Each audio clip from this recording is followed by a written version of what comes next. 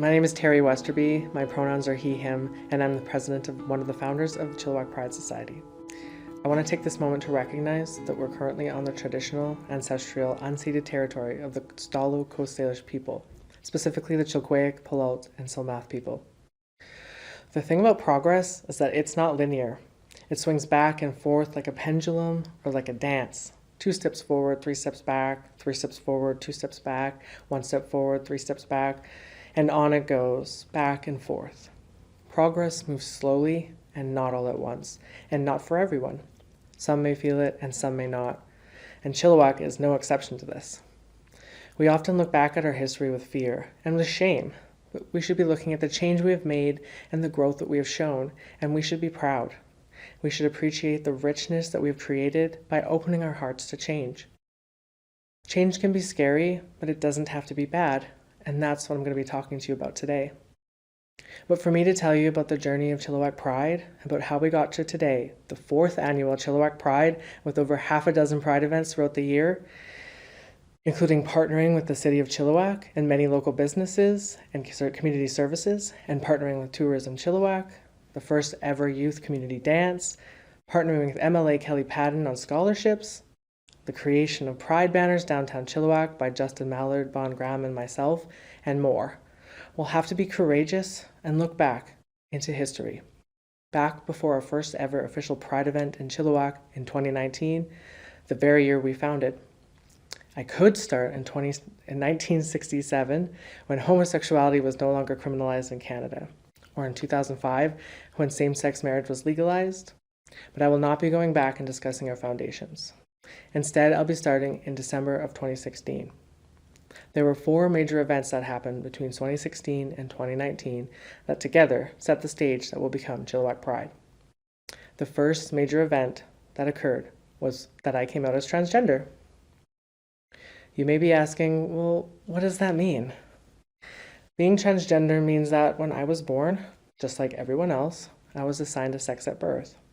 However, it did not match my gender identity. This makes me transgender. When people are born, we get assigned a label. Usually this label is boy or girl, and honestly, I could do a whole TED talk about how these labels are problematic, but I won't get into that here. All I will say is that this boy or girl label is assigned to everyone at birth, and along with it, a whole slew of gender expectations and gender roles. How to behave, how to dress, what is expected of us. For example, boys don't cry, which as we all know, isn't real. We tend to classify our qualities as male and female, or masculine and feminine, and kind of force them onto people. But as we all know, we have a different makeup of physical and personal qualities, including biological ones. Those qualities do not always reflect our gender, but often society tries to tell us they should. For example, society says being tall is a masculine quality, but millions of women are taller than average and millions of men are shorter than average. This quality does not reflect someone's gender identity, but it sure can make us feel insecure about it. But sex is not gender identity. Your gender identity is how you feel. And while I was assigned female at birth, my gender identity is male. I was socialized as a girl. This typically meant wearing dresses and having long hair, but most of all, it meant that my body and the way I was forced to express myself because of my assigned label as girl did not align with how I saw myself and how I wanted to be seen by others. I was uncomfortable, hurting, and did not feel like myself. This is known as gender dysphoria. But this pain has a cure: transitioning. So in 2016, I let my friends and family know that I was actually a man and began to live my life as the man that I really was. Now I see myself as who I really am, and others see me too, and I face life with self-confidence and joy. This leads me to the second significant event that ultimately led to the creation of Chilliwack Pride. In 2017, a doctor here in Chilliwack, after many patients came to them looking for gender-affirming care, decided to take the provincial transgender training and open a clinic where they could treat transgender patients, providing assessments, gender-affirming hormone replacement therapy, and gender-affirming surgical referrals. I started seeing this doctor for my care, and together with other transgender individuals, parents of LGBTQ children, partners and families of trans individuals, and various service and providers in the medical and mental health field, started the Gender Support Network, otherwise known as the GSN. This may seem irrelevant, but it is in fact a crucial component of Chilliwack Pride, even to this day. It also leads directly to the third significant event that happened on our path towards Chilliwack Pride. Another member of the GSN began his transition. However, unlike me, who transitioned at 28 years old, he was only 6. We'll call him LB, short for Little Buddy. Ever since before LB could even speak full sentences, he insisted to his parents and everyone who would listen that he was a boy. His parents, who loved him and believed him, sought advice from a doctor, and this is what they were told. Congratulations! You have a beautiful transgender child. All you have to do is love and affirm him and allow him to flourish as who he is. So he cut his hair, got some new clothes, and changed his name and pronouns, and that was all it took for him to live his life as the boy he is. He was now his parents' son and his little sister's brother. And yet at school, he faced incredible challenges, because in 2018, there was something else that happened here in Chilliwack and across BC. Before I say this, I want to mention that this can be a bit of a trigger for some people, so let's take a breath. Okay? Okay. The next final thing that happened that led us to the Chilliwack Pride was that in 2018, BC initiated the province-wide SOGI 123 resources for all public schools. Now this is where that pendulum comes into play, that back and forth that I mentioned a while ago. While we were making progress supporting folks in their path towards gender identity, many folks were fighting us along the way. I bet some of you here have heard of SOGI 123. It became a bit of a hot topic in Chilliwack, and honestly, it still is. Now, the last thing I want to do here is talk about hate and negativity, but when it comes to pride, standing together to face and challenge the hate is what it's really about. The first Pride was a riot, a protest, a way for the queer community to stand up and say, enough! We are here, we are queer, and we have a right to safety, we have a right to be who we are. Pride is about liberation and equality, the freedom to love and to be loved and to be seen. And that's what brings us to SOGI 123. SOGI 123, which stands for Sexual Orientation and Gender Identity, is a resource for teachers. It helps teachers by providing accessible and free information to make safe spaces for students. Everyone has a sexual orientation and gender identity, SOGI. It's an inclusive term that applies to everyone, period. Sexual orientation and gender identity, SOGI, is not its own curriculum. SOGI inclusive education is about treating everyone with dignity and respect. All students need to see themselves and their families reflected in lessons, language, and practices. Like other forms of inclusion in schools, the goal of SOGI inclusive education is for everyone to understand the diverse society that we live in and to feel safe, valued, and respected. Schools and school districts have found that the methods are helping reduce discrimination and risky behaviors among all students. Sounds pretty straightforward and simple, am I right?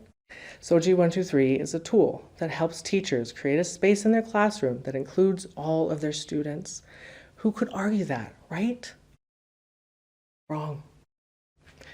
The following years were an absolute nightmare for queer people in Chilliwack, from folks from out of town showing up at school board meetings, literally yelling at our trustees, to protests and counter-protests, and not just in Chilliwack, but across BC.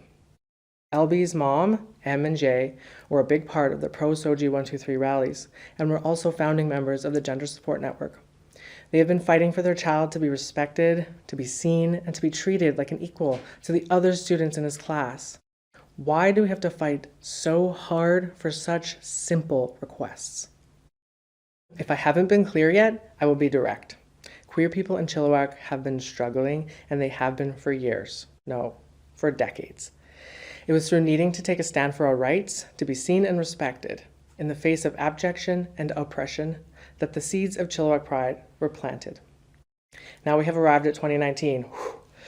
It was early June when Em suggested to me that we hold a community pride barbecue through the GSN.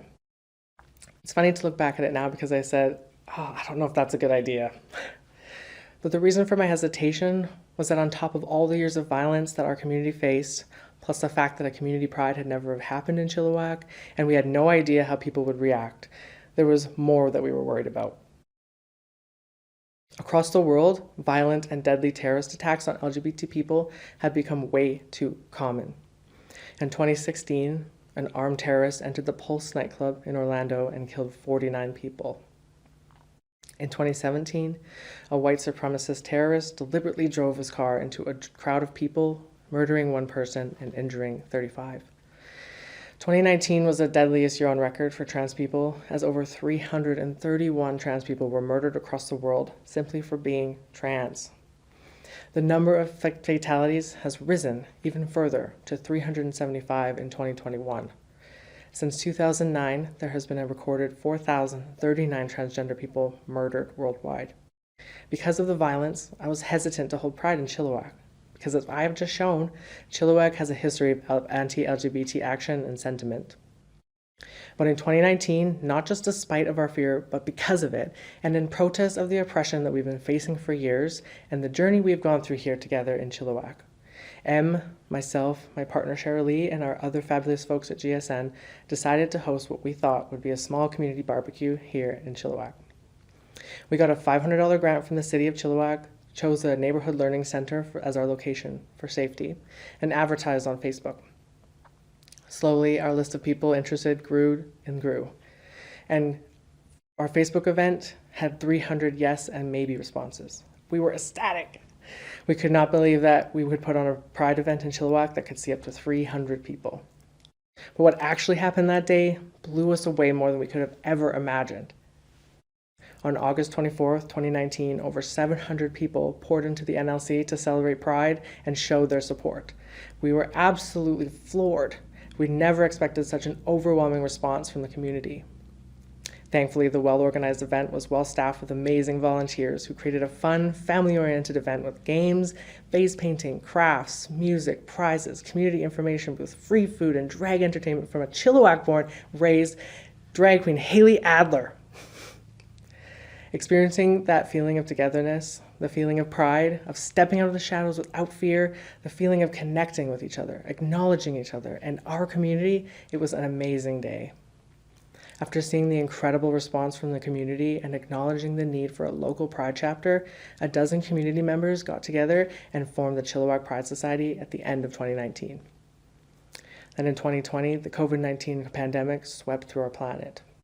In response to the need for togetherness and to still celebrate Pride and to remind our community that we're still here, still queer, and they still needed to get used to it, pandemic or not, the Pride Society put together a week-long socially distanced selfie treasure hunt across Chilliwack that lasted a week from August 8th to the 16th and gave away amazing prizes donated by our local inclusive businesses. After a year of COVID, the people of Chilliwack, Hope, and Abbotsford were desperate to feel together, to feel a sense of pride once again. With COVID rates dropping, the Chilliwack Pride Society was able to put together an amazing day-long street music festival, art, and farmers market. We had drag entertainment and live bands. We even won third prize for the best festival in Chilliwack that year. And this year, Pride has grown even more, with all of the downtown Chilliwack getting shut down for the festival on August 21st, and family-oriented entertainment, activities, food, and vendors all day long. So as you can see, Chilliwack has a long way to go to ensure our community is safe and equitable for all of its citizens. But as we look back at our growth, we can be proud. We can be proud of the change that we have been a part of. Be proud of the progress that is now a part of history, progress that we have made and continue to make every day. Chilliwack has been on quite a journey as it grows into a more inclusive city that embraces diversity and learns to challenge discrimination and the oppression of 2S LGBTQ folk. Chilliwack Pride has been an epic, a foundation laid with the blood, sweat, and tears of the community members who blazed the trail, facing hate crimes, discrimination, and the indifference to our suffering. I want to acknowledge them and their sacrifices. I want to recognize all of those who fought bravely and valiantly for inclusion that has been denied in the past and hold space for the hurt that was caused to our community. When we get together this August 21st for the Chilliwack Pride Festival, I hope we all get a moment to feel the sense of belonging and achievement that we deserve, recognized as valuable members of this community. The Chilliwack Pride banners that hang downtown for Pride Month are emblazoned with the words that reflect our journey. It says Alwes in Halkomelem, which means courage, because that's what it takes to step up and step out, to be seen and be heard. It takes courage to live authentically, despite knowing what you may face, and that's what we ask of each and every one of you. Courage. I ask for courage from you to stand up for us when you hear us oppress other people oppressing us. I ask you for courage to help us in our time of need. We all need to be courageous enough to make change, to shape the future, and to stop the suffering of our fellow man. We must all be courageous so that we can be proud of who we are, so that we can make space for every unique person and accept them for who they are. The courage to hope that things will get better, and finally the courage to love, and to love authentically and wholly, because that's what this is all about. The freedom to love, to be loved for who you are, for all that you are.